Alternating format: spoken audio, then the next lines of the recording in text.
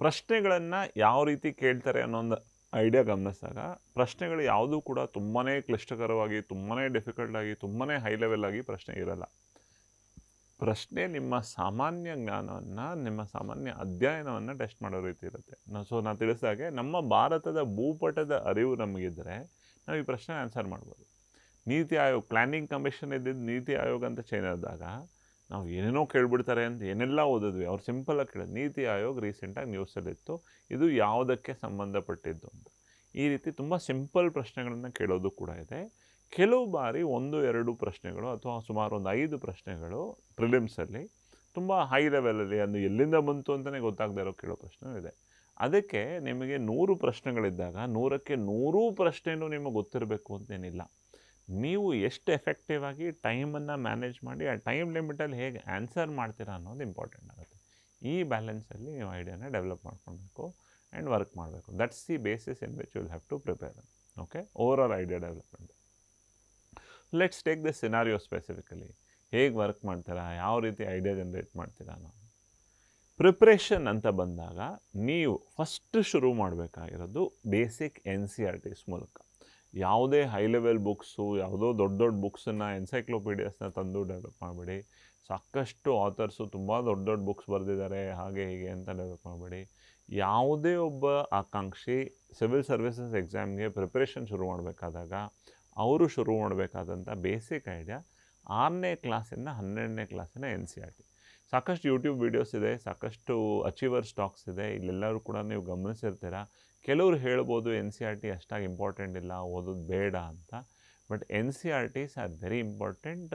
They form the basic foundation. ಒಂದು ಅರ್ಥ ಮಾಡ್ಕೊಳ್ಳಿ, UPSC ಎಕ್ಸಾಮ್ ಕಂಡಕ್ಟ್ ಮಾಡಿದಾಗ ಅವರು ರಾಷ್ಟ್ರದ ಉದ್ದಗಲದಲ್ಲೂ ಕೂಡ ಎಲ್ಲ ಕಡೆ ಕೂತ್ಕೊಂಡು ಓದ್ತಾ ಇರೋರು ಕೂಡ ಕಾಮನ್ ಆಗಿರೋ ರೀತಿಯಲ್ಲಿ ಪೇಪರ್ನ ಪ್ರಿಪೇರ್ ಮಾಡ್ತಾರೆ.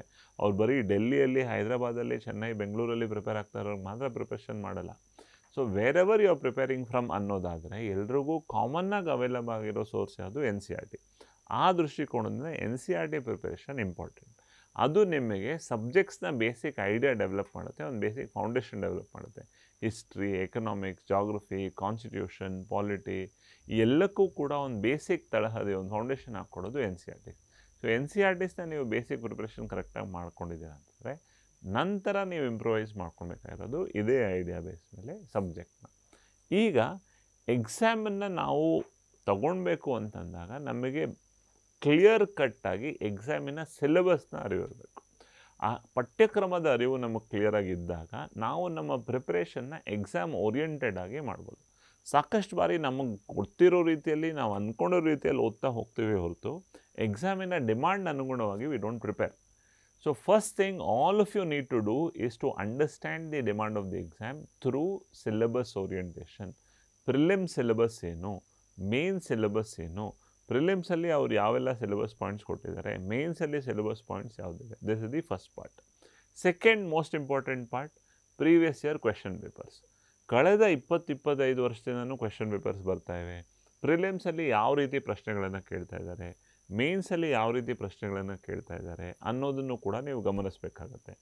ಸೊ ಒಂದು ಸಿಲೆಬಸ್ ಅರ್ಥ ಮಾಡ್ಕೊಂಡಿದ್ದೀರಾ, ಇದೇ ಸಿಲೆಬಸ್ಸಿಂದ ಪ್ರಶ್ನೆಗಳು ಪ್ರಿಲಿಮ್ಸಲ್ಲೂ ಬರ್ತಾ ಇದೆ, ಮೇನ್ಸಲ್ಲೂ ಬರ್ತಾ ಇದೆ ಅಂದಾಗ ಅವರು ಕ್ವೆಶನ್ಸ್ನ ರಿಪೀಟ್ ಮಾಡದೆ ಅದೇ ಸಿಲೆಬಸ್ಸಿಂದ ಕ್ವೆಶನ್ನ ಕೇಳ್ತಾ ಇದ್ದಾರೆ ಅಂದಾಗ ಯಾವ ರೀತಿ ಕೇಳ್ತಾ ಇದ್ದಾರೆ, ಯಾವ ರೀತಿ ಅಪ್ಲೈ ಮಾಡ್ತಾ ಇದ್ದಾರೆ ಅನ್ನೋದನ್ನು ನೀವು ತಿಳ್ಕೊಬೇಕು. ಆ ಐಡಿಯಾದಲ್ಲಿ ನಿಮ್ಮ ಪ್ರಿಪ್ರೇಷನ್ನ ನೀವು ಗಮನಿಸಿದಾಗ you will get a complete clarity in terms of how you have to move forward. ಈ ಒಂದು ಹಂತದಲ್ಲಿ ನಿಮಗೆ ಗೈಡೆನ್ಸ್ ಅವಶ್ಯಕತೆ ತುಂಬ ಬರುತ್ತೆ. What is that we have observed ಅಂತಂದರೆ, ಸಾಕಷ್ಟು ಜನ ಸೆಲ್ಫ್ ಪ್ರಿಪ್ರೇಷನ್ ಅಂತ ಮಾಡಿದಾಗ they have prepared based on their idea. ಈಗ ನಾನೊಂದು ಹಿಸ್ಟ್ರಿ ಬುಕ್ ಓದಿದೆ. ಹಿಸ್ಟ್ರಿ ಬುಕ್ ಓದಿದಾಗ ಸ್ಪೆಸಿಫಿಕಲಿ ನಮ್ಮ ಫ್ರೀಡಮ್ ಸ್ಟ್ರಗಲ್ ಬಗ್ಗೆ ಓದ್ತಾ ಹೋದೆ. ಅದು ಯಾವಾಗ ಶುರುವಾಯಿತು, ಹೇಗೆಲ್ಲ ಆಗ್ತಾ ಹೋಯಿತು ಅಂತ ಹೇಳ್ಬಿಟ್ಟು ಒಂದು ಕಂಟಿನ್ಯೂಟಿಯಲ್ಲಿ ಪ್ರಿಪೇರ್ ಆಗ್ತಾ ಹೋದೆ. ಆ ಪ್ರಿಪೇರ್ ಆಗ್ತಾ ಹೋದಾಗ ಆಟೋಮೆಟಿಕಲಿ ನನಗೆ ಓಕೆ ಇದು ಇವಾಗ ಬರುತ್ತೆ, ಇದು ಇವಾಗ ಬರುತ್ತೆ, ಇದು ಇವಾಗ ಬರುತ್ತೆ ಅನ್ನೋ ಐಡಿಯಾ ಇದೆ. ಬಟ್ ನನಗೆ ಒಂದು ಕತೆ ಗೊತ್ತಾಯ್ತು ಹೊರತು ಇದರಿಂದ ಪ್ರಶ್ನೆ ಯಾಕೆ ಕೇಳ್ತಾರೆ, ಇದನ್ನು ನಾನು ಒಂದು ಪ್ರಶ್ನೆಯ ದೃಷ್ಟಿಕೋನದಿಂದ ಹೇಗೆ ನೋಡಬೇಕು ಅಂತ ಗೊತ್ತಾಗಲ್ಲ ಅಲ್ವಾ. ಆ ಒಂದು ಹಂತಕ್ಕೆ ನಿಮಗೆ ಗೈಡೆನ್ಸ್ ಅವಶ್ಯಕತೆ ಇರುತ್ತೆ ಅಥವಾ ಕೋಚಿಂಗಿನ ಅವಶ್ಯಕತೆ ಇರುತ್ತೆ. ನಾವು ಕೋಚಿಂಗಲ್ಲಿ ಏನು ಮಾಡ್ತೀವಿ, ನಿಮಗೆ irrespective of your background, history, economics, geography ಯಾವುದನ್ನೇ ಕಲಿಸುವಾಗ ನೀವೇನು ಕಲಿತು ಬಂದಿದ್ದೀರಾ ಅನ್ನೋ ಯಾವುದನ್ನು ಗಣನೆಗೆ ತೊಗೊಂಡೆ you are a fresh student. ನಿಮಗೆ ಭಾಷೆ ಅರ್ಥ ಆಗುತ್ತೆ, ಐಡಿಯಾ ಗೊತ್ತಾಗುತ್ತೆ ಅನ್ನೋ ಅಷ್ಟೇ ಬೇಸಿಕ್ ಅಂಡರ್ಸ್ಟ್ಯಾಂಡಿಂಗಲ್ಲಿ ಫ್ರಮ್ ಬಿಗಿನಿಂಗಿಂದ ನಿಮಗೆ ಕ್ಲಾಸಸ್ ಮಾಡ್ತೀವಿ.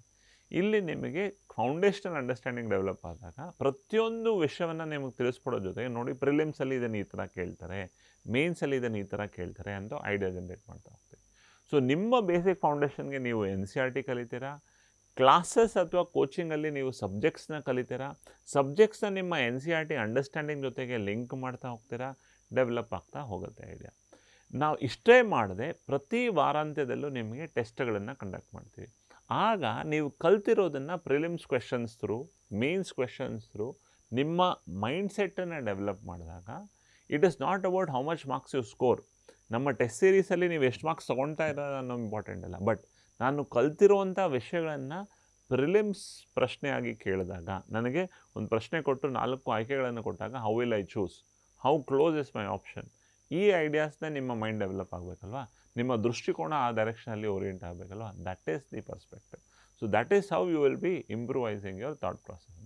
ಸೊ ಪ್ರಿಲಿಮ್ಸ್ ನಂತರ ಮೇನ್ಸಲ್ಲಿ ನೀವು ರೈಟಿಂಗ್ ಮಾಡಬೇಕು. ಈಗ ಕ್ವೆಶನ್ ಒಂದು ಡಿಮಾಂಡ್ ಇದೆ, what is the role of ನೀತಿ ಆಯೋಗ್ ಅಂತ ಕೇಳಿದ್ರೆ ನಾನು ನೀತಿ ಆಯೋಗ ಅಂದರೆ ಏನು ಅಂತ ಬರೀಬಾರ್ದು, ನೀತಿ ಆಯೋಗಿನ ರೋಲ್ ಏನು ಅಂತ ಬರೀಬೇಕು ಆಧಾರ.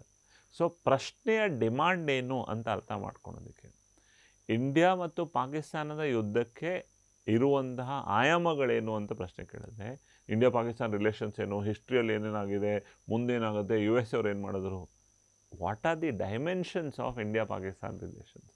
ಸೊ ಅದರಲ್ಲಿ ಎಕನಾಮಿಕ್ ಡೈಮೆನ್ಷನ್ ಏನು, ಸೋಷಿಯಲ್ ಡೈಮೆನ್ಷನ್ ಏನು, ಪೊಲಿಟಿಕಲ್ ಡೈಮೆನ್ಷನ್ ಏನು, ಈ ರೀತಿ. So it's important to understand the demand of the question. ಒಂದು ನಿಮ್ಮ ನಾಲೆಡ್ಜ್, ಇನ್ನೊಂದು ಪ್ರಶ್ನೆಯ ಡಿಮಾಂಡ್. ನಿಮ್ಮ ನಾಲೆಡ್ಜ್ನ ಆ ಪ್ರಶ್ನೆಯ ಡಿಮಾಂಡಿಗೆ ಹೇಗೆ ಅಪ್ಲೈ ಮಾಡ್ತೀರಾ.